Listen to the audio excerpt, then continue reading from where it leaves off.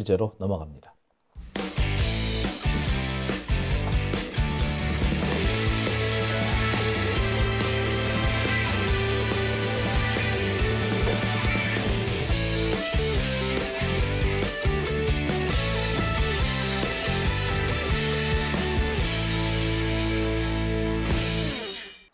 네, 오밤중의 뉴스 함께하고 계십니다. 세 번째 주제는요, 최근 갑자기 논란이 되고 있는 사형제 얘기를 좀 해볼까 합니다. 사형제가 왜 갑자기 이 선거 국면에서 등장을 하죠? 사형제가 왜 나올까요? 예, 이 사형이라는 게 최근 들어서 이 수구 적폐 정권이 선거용으로 잘 써먹는 그런 아이템이 됐습니다. 사형제를 부활하겠다. 사형 집행을 재개하겠다. 이런 것을 공약으로 내세우겠다는 거야. 참, 공약으로 내세우려면 제대로 확실히 내세우든가. 띄엄띄엄 할 듯 말 듯. 참. 아니 그러면 지 법무부 장관 할 때 사형시키지 왜? 왜지는 안 시키는데. 아니 그렇게 사형 재개가 필요하면 사형지 법무부 장관 할 때 사형시키지. 왜 안 하고 있다가 이제 와가지고 뭐 사형제 부활을 선거 공약으로 내몰죠? 네, 이거는 말 그대로 한동훈식 포퓰리즘이다 라고 제가 규정을 해야 될 것 같습니다. 자, 제가 준비한 세 번째 주제는요, 한동훈식 포퓰리즘, 사형제 부활이 선거 공약이냐 임마? 입니다. 정말 저급하기 이럴 데 없어요. 국민들, 사람들의 이런 흉악범에 대한 미움이나 증오 이런 것에 편성해가지고 사형제를 부활하겠다. 자, 이거를 선거 공약으로 써먹겠다는 겁니다. 어처구니가 없죠. 제가 보기엔 참 기가 찹니다. 예. 아니 그럴 거면 지 법무부 장관 할 때 사형하지, 사형 집행하지 왜? 여러분 지금 대한민국 정부 안에서 가장 고발을 많이 당하는 사람이 누군 줄 아세요? 사실은 법무부 장관입니다. 왜냐고요? 법무부 장관에 대해서는요, 예, 직무유기로 정기적으로 고발장이 날아듭니다. 꽤 여러 명이 고발장을 날리고 있는데, 자, 이건 한동훈뿐만 아니라 과거에 법무부 장관을 했던 사람들 다 마찬가지입니다. 다 고발당한 상태예요. 뭘로 고발당했냐고요? 직무유기. 왜 직무유기? 사형 안 시켰다고 직무유기로 고발당한 겁니다. 현행 행형법에 따르면은요, 사형 선고가 난 지 6개월 안에 집행을 하게 되어 있습니다. 그런데 법무부 장관이 이 사형 집행을 안 하는 거죠. 언제부터? 마지막 사형 집행이 있었던 것이 지난 1997년입니다. 제가 책 한 권을 소개해 드릴게요. 바로 이 책입니다. 마지막 사형수라는 책이거든요. 이 책은 지난 1997년 12월 26일에 사형된 어떤 한 사형수에 대한 책입니다. 자, 이 사람을 마지막으로 대한민국에서는 더 이상 사형이 집행되고 있지 않습니다. 그렇기 때문에 일부에서는 사형 집행하라고 계속해서 요구를 하고 있고, 사형 집행을 하지 않는 법무부 장관은 직무유기다라는 고발이 계속 이어지고 있는 거예요. 정확하게는 확인을 해봐야겠습니다만 아마 한동훈도 고발 대상이었을 거예요. 고발 당했을 거야. 자, 근데 고발을 당했든 안 당했든 법무부 장관은 형이 확정된 지 6개월 이내에 사형을 집행을 해야 돼요. 그죠? 안 하면 직무유기 사실은 맞아요. 그래서 한동훈 지가 뭐 사형제 부활 이런 거 얘기할 게 아니라 집행하지 왜? 지금 법으로 폐지된 상태가 아니잖아요. 지가 도장만 찍어주면 돼. 사형시키세요. 도장 꽝 하면 끝이야. 근데 왜 안 하는데? 하지 왜 안 하는데? 그죠? 이제 왜 그걸 선거에서 먹는데? 예. 이런 걸 보고 포퓰리즘이라고 그러는 거죠. 지도 못할 거면서, 지도 안 했으면서, 이제 와가지고 하겠다고, 아이고, 유치찬란한 놈. 예? 국민을 속이겠다는 거죠. 선거 가지고 장난치겠다는 겁니다. 마치 여가부 폐지랑 되게 비슷해요. 여가부 폐지, 안 된다는 거, 법을 바꾸지 않는 이상 못한다는 거, 지가 몰라? 알지? 알지만 여가부 폐지 뻥 해버리잖아. 그거와 똑같은 거예요. 여가부 폐지를 왜 합니까? 예. 20대 남성들의 편협한 이런 흐름을 조장하고 갈등을 부추겨가지고 표를 얻겠다는 거 아닙니까? 지금 이것도 똑같은 상황이죠. 예. 선거 공약으로 사형제를 제시를 한다고? 이거는 제가 최근에 본 사례는 필리핀 두테르테였어요. 부패했다는 이유로 자동소총을 갈겨서 사람을 죽이는 그런 필리핀 두테르테 같은 애들이 그런 애들이 하는 짓이죠. 한동훈은 한국식 두테르테가 되고 싶은 모양이네. 자, 그러면 장용진 너는 사형제 반대하냐고? 반대하냐? 예, 저 반대합니다. 야, 네가 안 당해봐서 그래. 그러실 분이 계실지도 모르겠어요. 아니요, 저 당해봤어요. 이 화면을 잘 봐주시기 바랍니다. 자, 언론사 상대 명예훼손 소송 낸 사형수 패소 확정. 언론 보도가 자신의 명예를 훼손했다며 사형소가 언론사를 상대로 낸 소송에서 최종 패소했다. 대법원 일부 주심 김용덕 대법관은 혜진 예슬양 살해범 정성현이 모 언론사를 상대로 낸 손해배상 청구 소송에서 원고 패소 판결을 확정했다. 자, 이 사건의 주인공이 누구냐고요? 접니다. 사형수 정성현한테 소송을 당한 사람이 접니다. 우스갯소리로 나는 사형수부터 법무부 장관까지 다 고소고발 당해봤다. 라고 제가 얘기를 하죠. 바로 그 사형수 정성현입니다. 이 정성현이라는 놈은 어떤 놈이냐? 요렇게 생긴 놈입니다. 제가 보면 여러분들한테 얼굴이나 한번 얼굴은 아니더라도 참 모습을 좀 보여드릴게요. 요렇게 생겼습니다. 다 가렸네요. 그런데 보면은 저보다 키가 조금 작을까요? 아니 비슷할까요? 그쯤 되고요.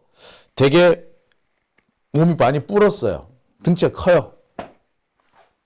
법정에서 제가 사형수 정성현 바로 옆에 앉아가지고 원고 피고니까 나란히 앉아가지고 턱 앉았는데 사형수 옆에 앉으니까 왠지 기분이 희한하다 떨떠름하더라고요. 그런데 도대체 이름은 어떤 놈일까? 이 사형수 얼굴이나 한번 보자라고 제가 고개를 탁 돌려서 봤습니다. 사실 옆에 사형수가 앉으면요, 옆에 보기가 힘들어요. 별놈 아닌데, 근데 사형수라는 그 이미지가 풍기는 그 희한한 위압감 때문에 고개를 잘 못 들어요. 그런데 내가 이따위 잡놈한테 기세가 눌려서 되겠나 싶어가지고 억지로 걔 얼굴을 쳐다봤습니다. 제 얼굴 쳐다보고 제가 이 정성현 얼굴 보고 충격받았잖아. 둥실둥실 살이 쪄가지고 뽀얀 얼굴 하고 있는데 와 정말 속에서 천불이 나더만요. 자, 그 정성현으로부터 제가 고소를 당한 바 있습니다. 이 사건도요, 1심부터 대법원까지 2년 반이 걸렸습니다. 이 소송 진행하는 와중에 진짜 열받았어. 아, 이런 게 과연 소송감이 되는가 싶을 정도였죠. 참, 그러고 보니 저도 파란만장해요. 그죠? 예. 아니면 내가 동네 북인가? 사형수부터 법무부 장관까지 기분 나쁘면 찝쩍찝쩍 소송 거는 동네 북인가? 갑자기 그런 생각도 드네요. 자, 여하튼 이 정성현. 제가 이 얘한테 어찌나 심하게 당했든지 제가 몇 년 뒤에 글을 하나 쓴 적이 있습니다. 예. 뭐라고 썼느냐면요. 예. 살진 사형수의 뽀얀 얼굴이라는 그런 칼럼을 쓴 적도 있습니다. 자, 근데 이 정성현은요, 저뿐만 아니라 기자를 되게 여러 명 고소를 했어요. 아, 되게 못된 놈이지. 심지어 자기를 수사한 경찰관, 수사관, 국가수 감식관까지 다 고소 고발합니다. 못된 놈이지. 뭐라고 해야 되냐? 개전의 정이 없는, 도저히 얘는 구제가 안 되고 갱생이 안 되는 자다라고 해도 과언은 아니죠. 제가 이런 자한테도 당해봤습니다. 야, 정말 못됐더라고요. 자, 그런데 그럼에도 불구하고 이놈을 죽이자. 야, 만약에 장영진, 네가 만약에 도장 꽝 찍어주면 내가 바로 죽일게. 니한테 도장을 줄게. 자, 정성현 죽일래? 라고 하면 제가 못 죽일 것 같아요. 그 도장 못 찍을 것 같아요. 왜냐? 나쁜 놈인 거는 맞는데 내가 도대체 무슨 권위로, 무슨 권력으로 남의 목숨을 빼앗을 수 있는가? 인간이 가지고 있는 권력, 인간이 가지고 있는 권한으로는 남의 생명까지 뺏을 수는 없다는 게, 자, 그게 정상 아닌가요?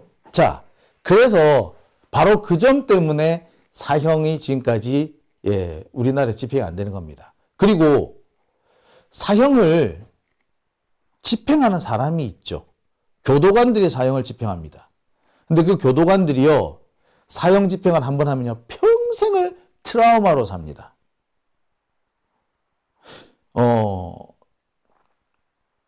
사형, 자, 이런 일이 있었습니다. 과거에, 한 십몇 년 전이에요.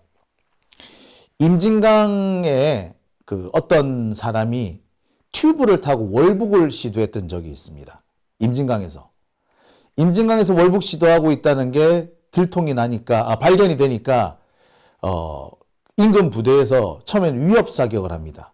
그러다가, 이 사람이 멈추지 않고 계속 올라가니까, 조준 사격을 하죠. 조준 사격을 하라 그러는데, 거의 몇백 발 쐈다고 그래요.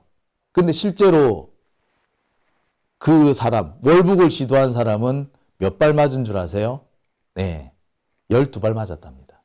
수백 발을 쐈는데 12발 맞았대. 왜 그랬을까?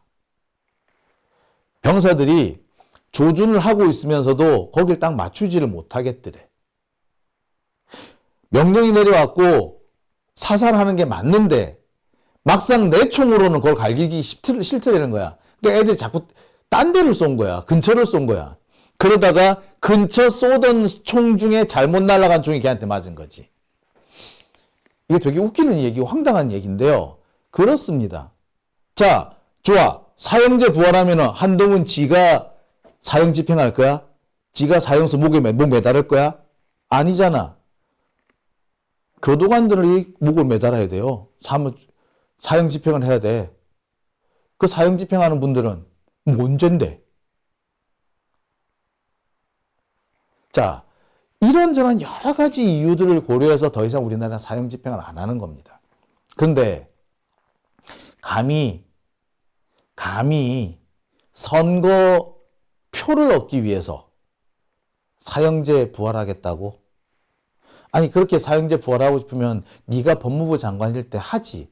왜 그때는 안 하고 이제 와서 딴소리야? 이 한동훈이라는 놈의 마음속에는 그런 게 문제인 거예요. 지는 안 했으면서 남한테 떠넘기고 선거에서 뭔가 아니 사람들을 현혹시켜가지고 사람들을 선동해서 표를 끌어내려고 하는데 이럴 때만 대가리가 하여튼 잔대가리가 돌아가는 거죠. 도대체 이런 자가 국정을 맡겠다라고 이 천박하지 않습니까? 여러분 혹시 이 드라마 기억하십니까? 국민 사형 투표 기억하십니까? 국민 사형 투표? 예, 이 처음에는 웹툰으로 시작하죠. 웹툰이 드라마가 됩니다. 그런데 이 드라마가 이제 더 이상 드라마가 아니라 현실이 될 줄도 모르겠어요. 어떻게 보면은 이번 총선이 바로 이 국민 사형 투표의 실사판이 될 가능성도 있습니다. 도대체 한 나라의 선거가 국정을 얼마나 잘 이끌 수 있느냐, 어떤 방향으로 나라를 이끌 것인가, 그것을 다뤄야지 누구를 죽이고 누구를 감옥에 보내고 이런 것을 결정하는 그런 것이어야 되겠습니까? 근데 그거를 법무부 장관식이나 했다는 놈이 입 위에 올린다고? 참 어처구니가 없죠. 자, 제일 웃기는 부분은요, 바로 이 대목입니다. 한동훈이 어디 가서 그런 얘기를 해요. 앞집에 조두순이 살고 있는데 그거를 그냥 가만히 보고 있겠느냐. 그래서 사형제를 부활해야 된다. 라고 주장을 합니다. 근데 이게 정말 말도 안 되는 얘기예요. 조두순 사형 선고 났어? 조두순 사형죄였어? 사형이었어? 징역형이었어요. 조두순하고 사형하고는 별개 문제예요. 근데 조두순이 앞집에 사는 거하고 사형하고 무슨 상관이 있는데 조두순을 사회로부터 격리하는 거하고 사형제도 아무 상관없어요. 왜? 우리나라 법으로는요, 성폭행범은 사형이 안 돼요. 아무리 연쇄 성폭행범이라고 강간 누적이 돼 있어도 10건 100번의 강간을 저질러도요, 사형이 안 나와요. 사람이 죽어야, 누군가 한 사람이 사망을 했어야지, 그래야지 사형이 날까 말까요. 그런데 성폭행범하고 갑자기 사형을 연관에 끌어다 붙인다? 이거는 국민을 속이는 거예요. 자, 제 말 못 믿으시겠다고요? 그러면 제가 하나 보여드릴게요. 자, 형법입니다. 형법 제297조 폭행 또는 협박으로 사람을 강간한 자는 3년 이상의 유기징역에 처한다. 자, 3년 이상의 유기징역입니다. 자, 사형은 어디까지 나온다? 예, 강간 등 살인, 그리고 강간 등 치사, 강간 살인 혹은 강간 치사인 경우에만 사형이 나옵니다. 형법 제302조의 2, 제297조의 2, 제298조부터 300조까지의 죄를 범한 자가 사람을 살해한 경우에는 사형 또는 무기징역에 처한다. 사망에 이르게 한 때는 무기 또는 10년 이상에 처한다. 즉, 강간 살인의 경우는 사형이 가능한데 강간 치상인 경우에는 또 무기징역까지밖에 안 되는 거예요. 그러니까 사람을 죽이지 않는 이상, 살인을 하지 않는 이상 성폭행범이 사형을 당할 이유는 없는 겁니다. 그럴 일은 없는 거죠. 그런데 한동훈은 교묘하게 성폭행범하고 사형을 이게 섞어놨죠. 이거는 국민들이 법률을 잘 모른다는 점을 악용해가지고 말장난을 한 겁니다. 이래도 되는 건가요? 법무부 장관까지 했다는 놈이? 자, 이거 가지고 사람들을 속이고 있는 거죠. 아니, 그렇게 성폭행범 처벌을 꼭 해야 될 것 같으면, 그렇게 성폭행범 처벌의 진심이라면 여가부는 왜 없애는데? 여가부는 왜 없애는데? 왜 앞뒤가 안 맞는 말을 하죠? 택도 아닌 소리 하지 않습니까, 이거? 자, 그런데 참 답답한 거는요, 사형제 부활을 선거 공약으로 내세운 사람은요, 지금까지 선진국에서는 거의 없습니다. 적어도 2차 세계대전 이후에 선진국에서 사형제를 부활하겠다는 선거 공약을 내걸었던 사례는 없어요. 사형이 계속 진행되는데, 사형이 계속 집행되는 상태에서 아직까지 사형 안 당하네 왕창 사형시키겠다 이런 얘기가 나온 적은 있어도 이미 사형이 중단된 상태에서 사형 집행이 중단된 상태에서 사형 집행을 재개하겠다는 것을 선거 공약으로 내세운 사례 적어도 선진국에서는 없었습니다.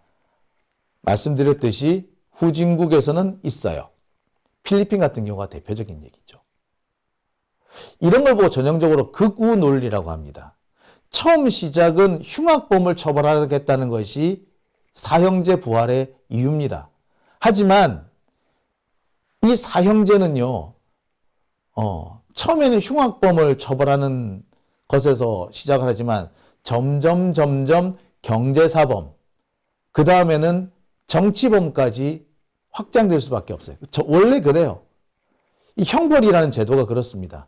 만들어 두면은 처음에는 아주 소수의 대상자를 상대로 그 처벌, 아주 흉악한 범죄자에 대해서만 처벌하겠다가 됐는데 시간이 지날수록 자꾸 처벌 범위가 넘어지더니 나중에는 별다른 건도 아닌데 처벌 대상이 되는 경우가 허다합니다.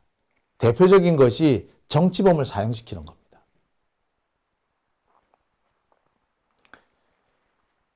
그게 너무 오버한다고요? 예, 아닙니다. 언론 방송에 대한 규제도요. 처음 시작은 음란물 규제입니다. 이건 제가 30년 전에 제 석사학위 논문을 쓸 때 썼던 주제입니다. 언론 방송 표현의 자유를 제한하는 규제 대부분 시작은 음란물 규제 때문에 시작합니다. 이거는 음란하기 때문에 이거는 사람들의 정신을 해치기 때문에 아니 이건 사람들의 정신을 생각을 퇴폐화하기 때문에 그래서 규제한다고 합니다. 음란물 규제가 사실은 모든 표현의 자유의 시작이 표현의 자유를 제약하는 것에서 시작되는 겁니다. 그런데 결국엔 뭐가 됩니까? 정치적 표현물을 다 제약하는 거죠. 아까 보셨다시피 윤석열 비판 조롱했다고 삭제하는 그런 일이 지금 벌어지는 겁니다. 한마디로 말초적인 선동인 거죠. 이 말초적인 선동을 제일 먼저 시작한 사람은 사실은 이 양반이야. 이 양반은 2021년 그때 그 무렵 대선 때 그의 대선 때 자기가 대통령에 당선이 되면 싹 다 사형시켜버리겠다. 성폭행범 사형시켜버리겠다라고 시작을 합니다. 그리고 또 뭐를 얘기를 하죠? 예, 핵무기 만들겠다라고 하죠. 말 그대로 말초적인 선동을 하는 겁니다. 말초적 선동을 해가지고 펴먹겠다는 거예요. 이런 걸 보고 뭐라 그럽니까? 포퓰리즘이라고 하죠. 지금 포퓰리즘이 사람들의 복수 심리를 타고 아니 복수 심리도 아니지. 자기가 직접 피해 입은 것도 아닌데 증오와 혐오 그리고 선동을 타고 이렇게 번져나가고 있습니다. 그 맨 앞에 이른바 법률가라고 하는 극우 인사들이 포함되어 있는 거죠. 극우 정치인들이 포함되어 있어요. 이거를 정의라고 포장하는 게 참 우습네요.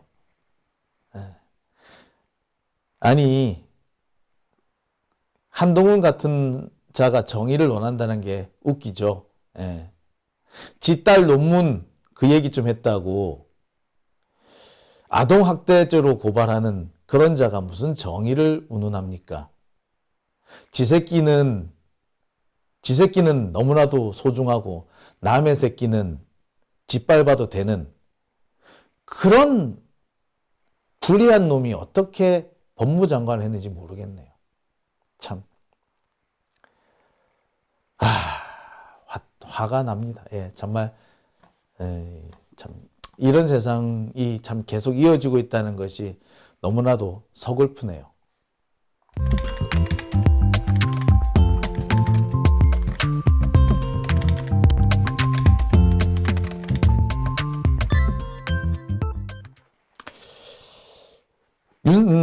요즘 서울의 봄이라는 말이 유행을 하고 있죠. 서울의 봄. 전두환 독재가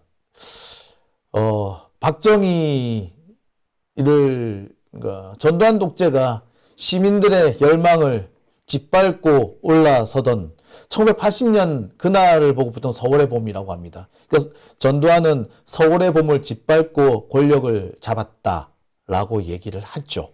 자, 서울의 봄을 짓밟고 권력을 장악한 전두환이 권력을 장악하고 난 다음에 제일 먼저 한 게 뭔 줄 아십니까? 예, 삼청교육대입니다. 원래 깡패 잡아넣겠다, 마약사범 싹 쓸어가 버리겠다, 흉악범 사형시키겠다. 이거를 공약으로 누가 내세우는 줄 아세요? 예, 독재자입니다. 박정희도 군사 쿠데타 일으키고 난 다음에 제일 먼저 뭐합니까? 정치 깡패 이정재를 감옥에 보내고 결국에는 사형을 시켜버리죠. 네, 독재자들이 가장 많이 쓰는 방법입니다. 그들은 그게 국민들의 불만을 잠재울 수 있는 요소가 된다고 생각을 하는 거죠. 김건희 명품백, 양평고속도로, 주가 조작, 이런 것에 대한 국민들의 불만을 이런 사형 같은 걸로 덮어버리는 겁니다. 이런 걸 보고 포퓰리즘이라고 하죠. 여기에 속아서 부패하고 불의한 자한테 표를 준다는 것은 그것은 반역입니다. 예. 솔직히 민주사회에서 살 자격이 없어요. 자, 그리고 그런 독재 정권에 빌붙는 자들, 김진표 같은 자들은 시민들의 심판이 그리 멀지 않았으리라 저 분명히 확신합니다.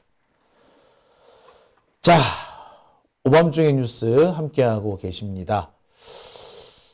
자, 나아가야지 님께서는 앨리스 한은 기다려라 하셨는데 앨리스 한이 아닐 겁니다. 알렉스일 거예요. 대한민국 만세님, 남편분의 친구가 삼청교육대 끌려갔었다고 하대요. 그런데 이찍이라고요?